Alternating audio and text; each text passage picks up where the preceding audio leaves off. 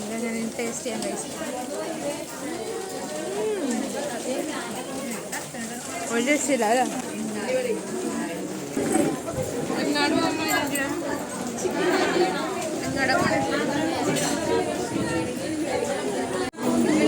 നമ്മളിവിടെ പപ്പടമൊക്കെ കുഴച്ച് ഇതിൻ്റെ മുകളിലേക്ക് പരിപ്പ് പായസം ഒഴിക്കാൻ പോകണം ഗൈസ്. ഇവിടെ പാൽപ്പായസം ഓൾറെഡി ഇരിപ്പുണ്ട്, കണ്ടില്ലേ? പഴം ഇവിടെ ഇരിപ്പുണ്ട്, പക്ഷെ പഴം എനിക്ക് വലിയ താല്പര്യമില്ല, ചുമ്മാ വാങ്ങിച്ചതാണ്. പോന്നോട്ടെ.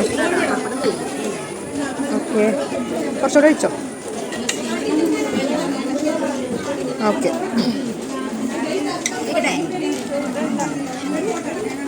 അല്ല വേണ്ടത്. നമുക്ക് ഇതിങ്ങനെ കുഴയ്ക്കാം, കുഴച്ചിട്ട് നമുക്ക് കഴിക്കാം. ഈ പായസം കുഴച്ച് വെച്ചിട്ടുണ്ട്, പായസം നമുക്ക് കഴിക്കാം.